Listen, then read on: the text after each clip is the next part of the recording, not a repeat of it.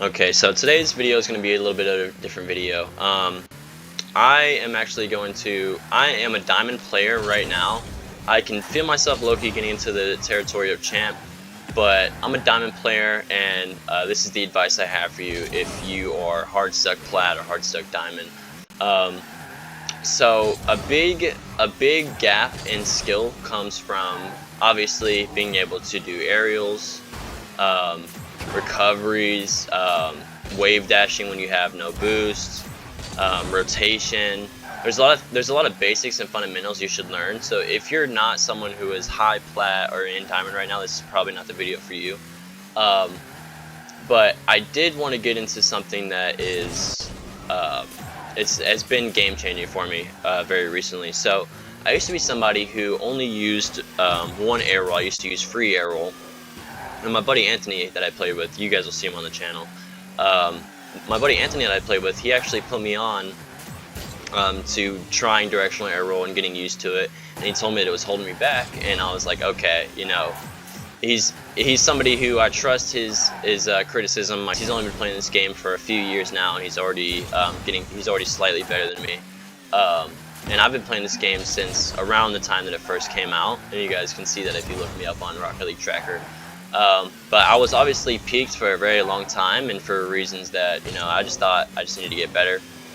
But also I used to just play this game simply for the enjoyment. But there's a point to where you play a game and then you get triple resetted on, and then you're like, okay, maybe I should try to get a little better if I'm going to enjoy this game some more.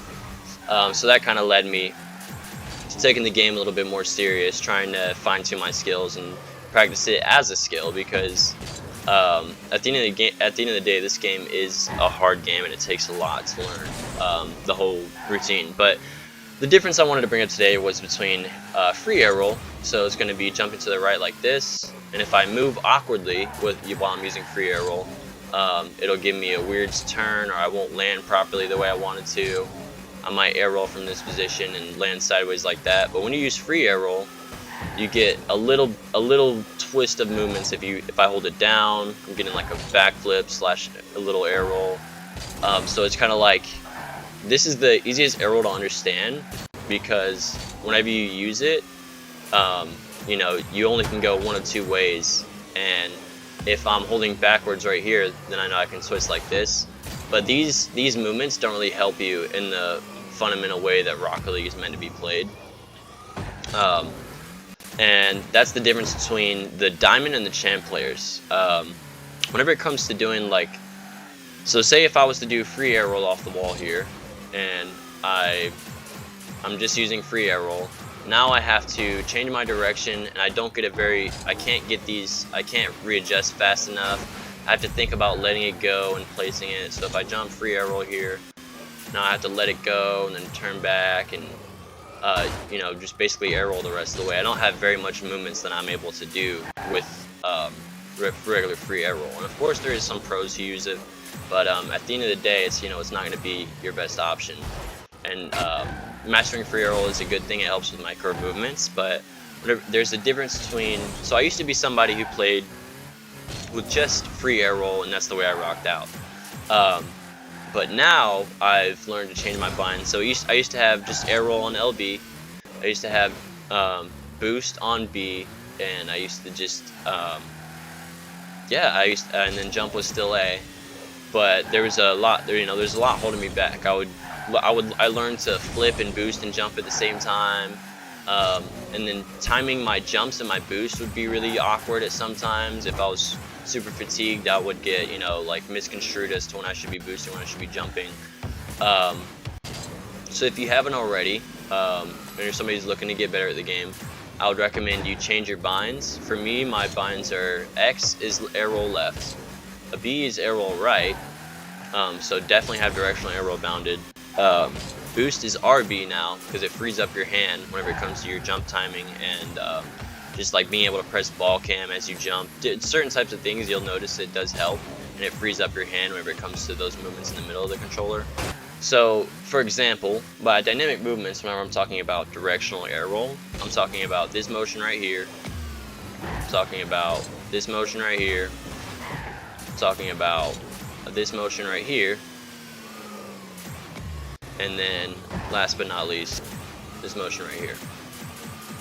So you get that, you get like a sort of sidewinder type movement, but if I was to use free air roll and press right, I'm getting this movement, and then free air roll, press left, I'm getting this movement. So I only have, you know, a few movements that I can make from using free air roll. So whenever it comes to getting used to air roll, it does take a minute, but my warm-ups now mainly consist of me using directional air roll and then playing with the movements and then seeing what I can do to make my jumps easier. So if I'm jumping off, so say I'm jumping off the left wall, I hold air roll right and then I press left to give me kind of like a upwards movement like that, to where I'm automatically set up. So if I'm going towards the goal with this movement going on, I can now hit the ball and then set myself up for another touch and maybe hit it down. But the easiest way to get into a directional air roll, or like if you're looking to just explore how it works, I would just recommend getting used to, so if I hold left, air roll left, and I move right, that's going to give me that motion. And if I hold air roll right and press left, it's going to give me the opposite movement. So I'm going to do this, like that. Okay, so they offer different movements and you can learn both sides. Some pros say bind one side and get used to it, but it's just better to master one side as you go. But as you get used to your directional air roll and having those dynamic movements, it really teaches you how to get underneath the ball and then get a second touch. So a lot of times we'll see like a champ player or a SSL player hit one of these right here, and they just pop it and they proceed to dribble it over you while spinning, and you're like, what is going on? If you're air rolling and it doesn't hit your wheels, it's not going to affect the momentum of your car. So that's why air rolling is a good thing. If I was using directional air roll like that and it hit a part of me, it's going to barely affect me and I'm just going to be stuck, you know, with this linear motion. But whenever I use directional air roll and then press the opposite way, I can hit it. Say I popped it right there, get up, and then I can hit it again. So my practices now, it'll be something like this. So I'll go from this wall, jump off of it, spin around, make sure I'm facing correctly, time my boost to where I'm not messing up my jump, and I'll play with my directional air roll in my each side, and I'll be kind of conscious of it. But that's how you make yourself conscious of these movements, and that's how you're gonna get better. You'll notice that using these will give you you'll be able to access different motions than you would be if you weren't using directional air roll. So I would say a big part of getting better at this game is learning directional air roll, but also and also recoveries, and that's kind of what I'm working on right now, is getting used to these movements. And then another thing I'll see players do is they'll hold on to their air roll and they'll miss like that, because they forget to let go of it whenever it's not necessary. So if I'm gonna pop it up like this and I hold air roll, I'm gonna mess it up. But if I use it the right time, then I'll be able to set myself up for a second touch. So on how I've been practicing now is I'll pretend I'm taking the ball up here and I'll spin like that, imagine I touched it, come down, switch air roll directions, and then I'll place it like that. But I would definitely look into videos of how to master air roll, because I'm not going to be, you know, the air roll tutorial. But the difference between diamonds and champs is these dynamic movements and then getting more comfortable in the air.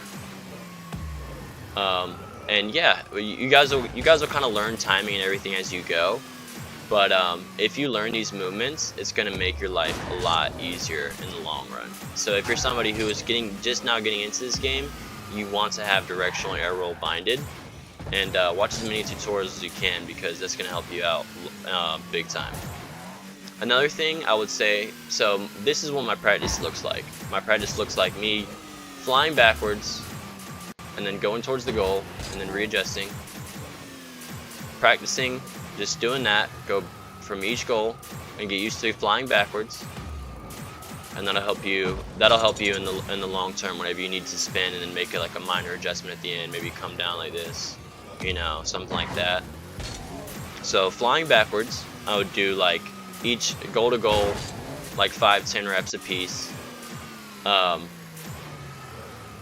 also playing in slow-mo too. If you guys couldn't tell, this whole time I've been playing in slow-mo. It helps you kind of be mindful of how your car's moving and then make any last-minute adjustments, kind of build some good muscle memory for you. If we are to hold air roll right and push left, we get this motion.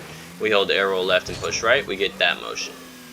So you can do these motions inversely and have the opposite effect. So if I'm flying up, hold that, bang, bang, and then I can face downwards like that. So if you pair the two, so a lot of times you'll see somebody go like this, and then they'll go bam, like that, and they'll flip downwards. If I'm to pair holding the opposite direction of air roll, and then using the other air roll, I can give myself a nice downward angle like that. This is all about timing. So pressing right, holding left, and then I'm going to press left, hold right. And that's how you get these movements. If you let go of the direction, then you'll just get the regular air roll spin. And getting used to letting go, or getting used to whenever you're supposed to use your boost, that'll help you readjust, also keep your angle in the air. But that's the big difference, is learning these dynamic movements and what type of movement you're going to get per touch to the direction of air roll. So if I'm holding right air roll and I'm pressing down, I get this motion, like down to the right. If I'm pressing all the way down, I'm going to get this motion. So once you learn all these different minute angles and you get comfortable with them, you start learning how to readjust yourself. And it's going to take a lot of time, it's going to take a lot of experience, and a lot of practice, and which are all the same things, but you know what I'm trying to say. It's a lot to get used to at first, but this is what has been separating me from my diamond pals. You just have to get used to how the game works, and a lot of takes off the wall. You drift, start it, bang like that, and now look, I'm up facing this way. So it's about learning. Okay, so if I'm gonna drift starting from the left and I want to go to the right, I drift left, keep holding left, and I press air roll right as I jump. So bam, bam, and all of a sudden I spun, I pop the ball, and now I'm back. So if I'm going up, so drift left, jump, hold air roll right, now I'm up, and then if I press air roll left, and then press left as well, then I get that downward facing motion. Bam, bam, rotate downwards like that, and now it's like a downward spike. So that's how people are getting up so quickly. They're starting off with that drift, they're making their boost, giving them the advantage to get up, and they're immediately facing downwards because they have mastered how to move their air roll. So if you're trying to get out of diamond, or you're trying to get out of high plat, you need to learn these dynamic movements, especially to further your experience later on. That is all for the video. I'm sorry I didn't give you guys much flashy anything or anything like that. I really just got on the game, but I really wanted to discuss this and just make it apparent that the way to getting better at this game is by practice and time, and none of that stuff's gonna come easy whatsoever. But once you get used to it and you practice and you know how to practice and you keep it consistent, you're gonna be to the point where, okay, now I can play a lot better. I can go for different challenges. I can try different pops. But training in slow motion, definitely underrated. And for me, I have obsessed with this game for the longest time, so I kind of learned how to learn, and this is going to be one of my just raw commentary videos. Another thing I wanted to add was these are new to me. All these binds are new to me, and so that's why you're going to see me messing up. You're going to see me in awkward positions because I was on the old binds for years. And trust me when I tell you, you guys do not want to not have directional arrow binded for years like I did, because it takes a long time to undo the muscle memory. So starting off with the right binds is a big deal, and we're all here to get better. I hope this helps somebody out there. I hope I didn't make it too complicated, and you guys have a great rest of your day. Thank you.